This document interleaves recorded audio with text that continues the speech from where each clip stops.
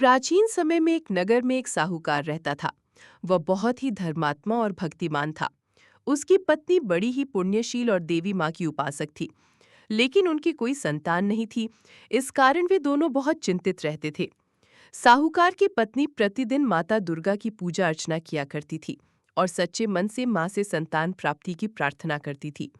माँ दुर्गा ने उसकी सच्ची भक्ति से प्रसन्न होकर उसे स्वप्न में दर्शन दिया और कहा, हे साध्वी, तुम्हारी इच्छा शीघ्र ही पूर्ण होगी, परंतु तुम्हें मेरे व्रत और कथा का विधि पूर्वक पालन करना होगा।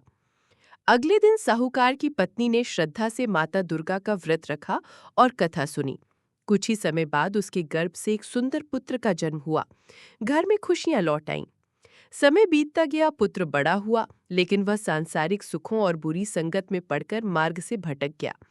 एक दिन अचानक वह बीमार पड़ा और मृत्यु का शिकार हो गया। साहूकार दंपति दुख से व्याकुल हो गए।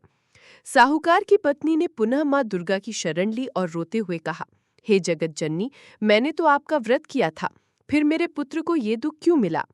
मां दुर्गा प्रकट होकर बोली, हे साध्वी, ये तुम्हारे पुत्र के पूर्व जन्म के कर्मों का फल था। किंतु चिंता मत करो, मेरे व्रत और कथा के प्रभाव से तुम्हारा पुत्र पुनः जीवित होगा और दीर्घायु प्राप्त करेगा। इतना कहकर मां अदृश्य हो गई। आश्चर्य! उसी क्षण पुत्र जीवित हो उठा। पूरे नगर में